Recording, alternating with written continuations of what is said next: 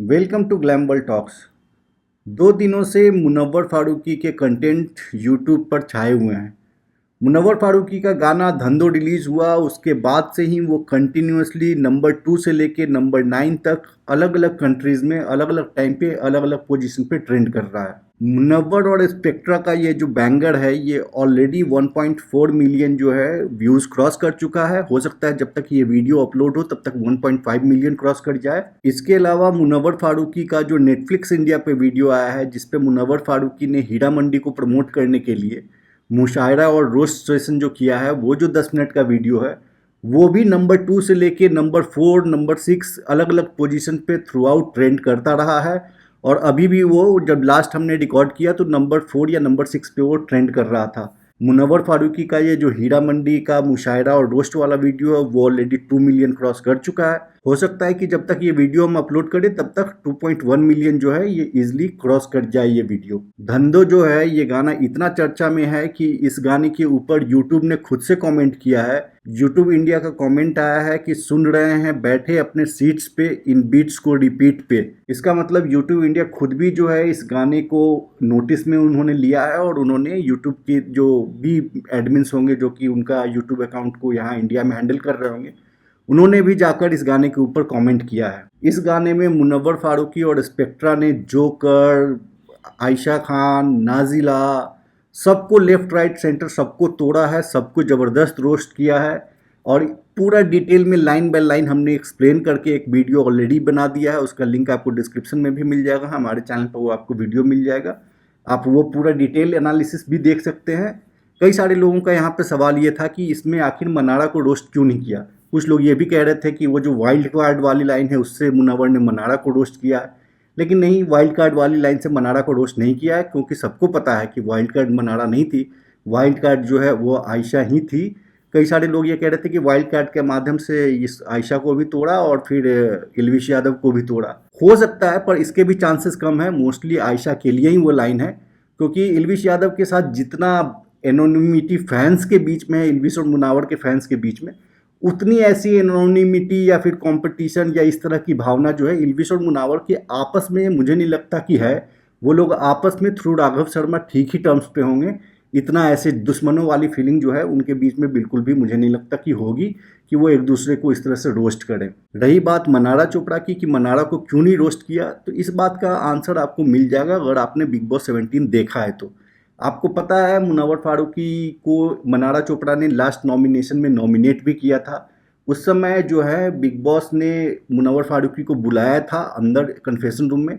मुनव्वर फारूकी ने वैसे भी सबके सामने भी कहा था कि मैं दोस्तों को नॉमिनेट नहीं करता, क्योंकि सब कोई कह रहे थे कि उसको मनारा को भी नॉमिनेट करना चाहिए था, अभिषेक को भी करना चाहिए था। लेकिन मुनव्वर ने क्लियरली कहा था कि मैं दोस्तों को नॉमिनेट नहीं करता। और मुनव्वर फारूकी ने एक बार जब कन्फेशन रूम में भी बताया कि है मेरे प्रायोरिटी में अंकिता, अभिषेक और मनारा तीनों ही हैं, जबकि ये तीनों के तीनों लोग मुनव्वर फारूकी के अगेंस्ट कभी न कभी रहे हैं शो में।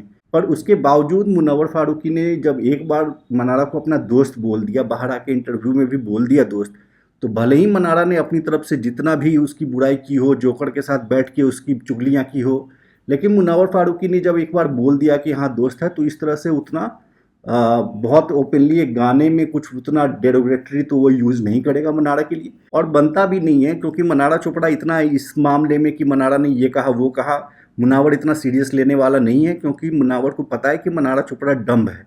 आप खुद सोचो कि जिस आदमी को जोकर जैसा इंसान, जिस आदमी को चिंटू जैसा इंसान ब्रेन वॉश करके अपने साथ जो कर सकता है, चिंटू और जोकर जैसे इंसान, ईशा मालवीय जैसे इंसान उसको ब्रेन वॉश करके अपने उंगलियों पे नचा सकते हैं, तो उस इंसान के अंदर कितना ही आईक्यू होगा।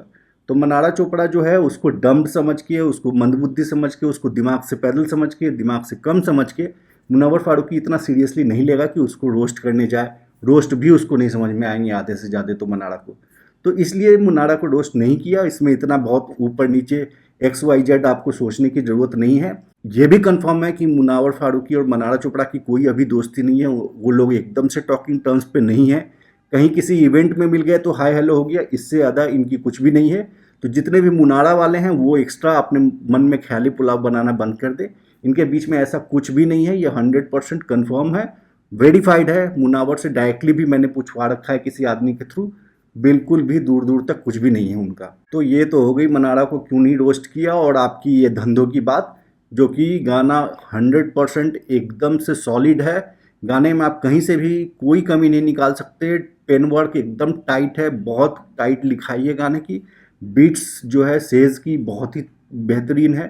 तो ये गाना तो बहुत मस्त है और ये गाना इसकी सेल्फ लाइफ बहुत है। धीरे धीरे इसके व्यूज़ काफ़ी ज़्यादा होंगे। कई सारे लोगों ने हमें ये भी डीएम किया कि जैसे मुनव्वर फारूकी के और गाने 100 मिलियन के व्यूज़ गए हैं, ये गाना भी डिजर्व करता है 100 मिलियन। तो आपको ये समझना चाहिए कि ये कोई ऐसे फिल्मों का कोई उस तरह का गाना नहीं है।